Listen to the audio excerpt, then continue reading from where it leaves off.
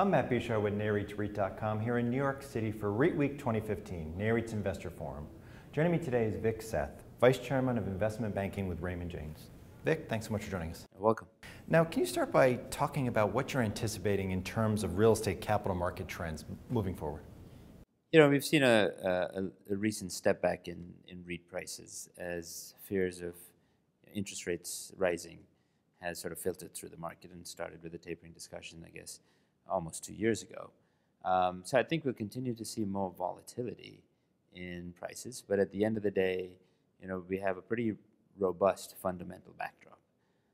And I think that there is plenty of capital looking for homes. So I expect that, you know, we'll sort of continue to see an upwardly mobile trend. And capital formation is happening both in the public and private sectors. And 2015's already been an active year in terms of private capital seeking out public real estate assets. Has this trend got more room to run? I believe so. For any company that has a great growth profile, but an uncooperative stock price and a solid management team, they're going to attract attention from private capital sources, number one.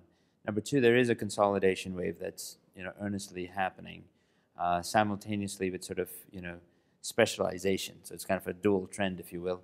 So I expect that if we see prices mismatched between the public and the private markets as much as we've seen right now, that trend will is sustainable and obviously fueled by attractively priced debt. And what about the trend that we've seen with existing REITs spinning off sort of niche real estate assets? Is that something you expect to continue?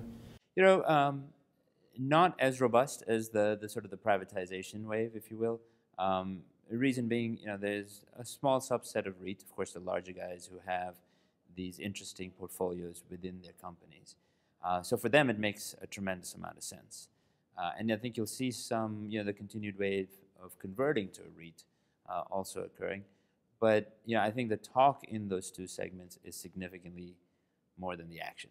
Vic, thank you so much for joining us. My pleasure.